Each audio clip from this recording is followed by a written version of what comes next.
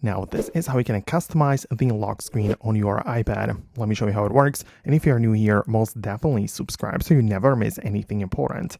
Well, the lock screen is, of course, the same thing as the notification center, so you can swipe down to access it like that. And in order to customize it, you at first have to hold down on it so it gets into this like edit mode where everything just kind of zooms out and you can switch in between like the different lock screens. But below each one, you have the customize button, so you can tap on it, and this is how you can do it. Then there are so many things which you can change in here. Of course, you can change the clock size or play around with the widgets, and there are even like different slots and shapes for the widgets. You have something above the clock, which is like just a line of text you can add. There is also this panel on the left side of the display where you can add a bunch of different widgets.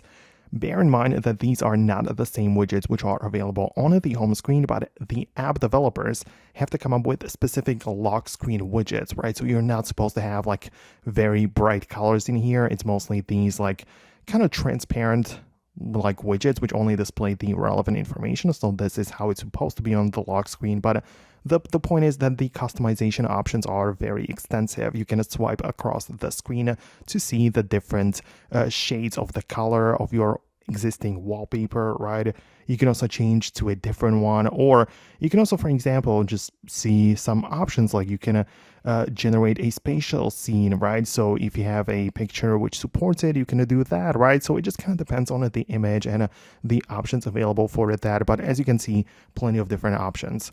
Keep in mind that if you want to start fresh, it's always a good idea to go to the like plus button in here when you swipe all the way to the right and come up with a brand new lock screen. So this wouldn't be customizing anymore. It would be like setting up a new one and then performing some changes, but feel free to do that if you want to.